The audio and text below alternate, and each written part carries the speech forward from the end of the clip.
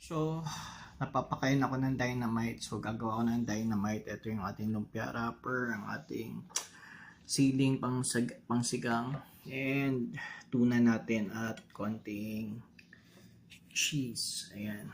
Kasi ayoko yung nakakain ko sa kalsado ng mga dynamite. Na-frustrate ako. So, gawa na lang ako ng sa akin ng makakain ako ng masarap. So, konti lang naman to. More or less 10 ka espada. So, see you later, alligator. So, ito yung klase ng pagkakabalot at pagkakagawa ng dynamite na gusto ko. Ito yung tuna at saka yung cheese. Tapos, maanghang talaga to. Kasi meron siyang, tawag dito, meron siyang,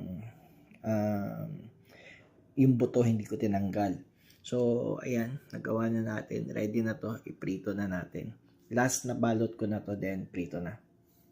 Ayan, ready na yung kawali natin. Then, saka natin ilagay yung ating lumpia. Medium heat lang or low to medium para hindi masunog at para hindi mangitim. Ayan. Ito ang gusto ko pag ginagawa ko ang dynamite sa bahay kasi hindi manipis, may laman, tsaka mas masarap siya pag kinakagat mo kasi nga meron siyang isda sa loob. So ayan, nagawa na yung ating dynamite na may tuna at saka may cheese. Ayan yung ating sauce. Ito yung ating sweet and sour na jufran. Ayan.